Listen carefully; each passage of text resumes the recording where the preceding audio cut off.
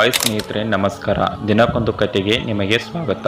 ಸ್ನೇಹಿತರೆ, ಇವತ್ತಿನ ಕತೆ ದೊಡ್ಡ ಕಲ್ಲಂಗಡಿ ಹಣ್ಣು ಅಂತ. ರೈತನೊಬ್ಬ ತನ್ನ ಮನೆಯ ಹಿಂದಿನ ಜಮೀನಿನಲ್ಲಿ ಕಲ್ಲಂಗಡಿ ಹಣ್ಣನ್ನು ಫಸಲನ್ನು ಬೆಳೆದಿರ್ತಾನೆ. ಭಾರೀ ಗಾತ್ರದ ಕಲ್ಲಂಗಡಿ ಹಣ್ಣುಗಳು ಹೊಲದ ತುಂಬ ಹರಡಿಕೊಂಡಿರ್ತವೆ. ಅವುಗಳ ಬಗ್ಗೆ ರೈತ ಹೆಮ್ಮೆಯಿಂದ ಬೀಗುತ್ತಿದ್ದ. ಒಂದಿನ ಆ ಪ್ರಾಂತ್ಯದ ರಾಜ ಮಾರುವೇಷದಲ್ಲಿ ರೈತನ ಹೊಲಕ್ಕೆ ಬಂದ. ತನ್ನ ಪ್ರಜೆಗಳ ಕುಂದು ಕೊರತೆಗಳನ್ನು ಅರಿಯುವುದು ಅವನ ಉದ್ದೇಶವಾಗಿತ್ತು. ರೈತನ ಹೊಲದಲ್ಲಿ ಭಾರೀ ಗಾತ್ರದ ಕಲ್ಲಂಗಡಿಯ ಹಣ್ಣುಗಳನ್ನು ಕಂಡು ಅವನಿಗೆ ಆಶ್ಚರ್ಯವಾಯಿತು. ಆ ದೊಡ್ಡ ಕಲ್ಲಂಗಡಿ ಹಣ್ಣನ್ನು ನನಗೆ ಕೊಡುವೆಯಾ ಎಂದು ರಾಜ ಕೇಳಿದಕ್ಕೆ ರೈತ ಇಲ್ಲವೆಂದ. ಹಾಗಾದರೆ ಅದನ್ನೇನು ಮಾಡುವೆ ಎಂದ ರಾಜ. ಏನೂ ಇಲ್ಲ ಅಂದ ರೈತ. ಹಾಗಾದರೆ ಅದನ್ನು ಮಾರುವೆಯಾ ಎಂದ ರಾಜ. ಆಗ ರೈತ ಇಲ್ಲ ಎಂದ. ಅಂದಮೇಲೆ ಅದನ್ನು ಮತ್ತೇನು ಮಾಡುವೆ ಎಂದು ಕೇಳಿದ. ಅದನ್ನು ಮಹಾರಾಜರಿಗೆ ಉಡುಗೊರೆಯಾಗಿ ನೀಡುವೆ ಎಂದ ರೈತ.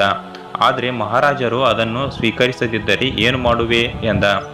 ಏನು ಮಾಡುವುದಿಲ್ಲ ಎಂದ ರೈತ. ರಾಜ ಅರಮನೆಗೆ ಹೋದ. ಒಂದಿನ ರೈತ ದೊಡ್ಡ ಕಲ್ಲಂಗಡಿ ಹಣ್ಣಿನೊಡನೆ ಅರಮನೆಗೆ ಹೋಗಿ ಮಹಾರಾಜರನ್ನು ಕಂಡ. ಸ್ವಾಮಿ, ತಮಗಾಗಿ ಕಲ್ಲಂಗಡಿ ಹಣ್ಣು ತಂದಿರುವೆ, ಸ್ವೀಕರಿಸಬೇಕು ಎಂದ. ಅದನ್ನು ಕಂಡ ರಾಜ, ಇದು ವಿಶಿಷ್ಟವಾದದ್ದು, ಆದರೆ ನಾನಿದನ್ನು ಸ್ವೀಕಾರ ಮಾಡದಿದ್ದರೆ ಎಂದು ಕೇಳಿದ. ಮಹಾಪ್ರಭು, ತಮ್ಮ ಪ್ರಶ್ನೆಗೆ ಉತ್ತರ ತಮಗೆ ಈಗಾಗಲೇ ಗೊತ್ತಿದೆ ಎಂದ. ಈ ಹಿಂದೆ ಮಾರುವೇಷದಲ್ಲಿ ನನ್ನ ಹೊಲಕ್ಕೆ ಬಂದಿದ್ದವರು ಮಹಾರಾಜರೇ ಎಂಬುದು ಅವನಿಗೆ ಆಗಲೇ ತಿಳಿದು ಹೋಗಿತ್ತು. ರೈತನ ಕೌಶಲ್ಯಕ್ಕೆ ಬೆರಗಾದ ರಾಜ ಕಲ್ಲಂಗಡಿ ಹಣ್ಣನ್ನು ಸ್ವೀಕರಿಸಿ ಅವನಿಗೆ ಬಹುಮಾನವನ್ನು ಕೊಟ್ಟ. ಸ್ನೇಹಿತರೆ, ಈ ಕಥೆಯ ಸಾರಾಂಶ ಇಷ್ಟೇ. ನಮ್ಮ ಚಿಂತನೆಗಳು ಯಾವಾಗಲೂ ದೊಡ್ಡದಾಗಿರಬೇಕು, ನಮ್ಮ ಮನಸ್ಸು ಯಾವಾಗಲೂ ದೊಡ್ಡದಾಗಿರಬೇಕು ಎಂಬುದೇ ಈ ಒಂದು ಕಥೆಯ ಸಾರಾಂಶವಾಗಿದೆ. ಕತೆ ಇಷ್ಟ ಆದರೆ ಲೈಕ್ನ ಮಾಡಿ. ಇನ್ನೂ ಇಂಥ ಹೆಚ್ಚಿನ ಕಥೆಗಳಿಗಾಗಿ ನಮ್ಮ ಚಾನಲ್ನ ಸಬ್ಸ್ಕ್ರೈಬ್ ಮಾಡ್ಕೊಳ್ಳಿ. ಮತ್ತೆ ಮುಂದಿನ ಕಥೆಯಲ್ಲಿ ಸಿಗೋಣ. ಧನ್ಯವಾದಗಳು.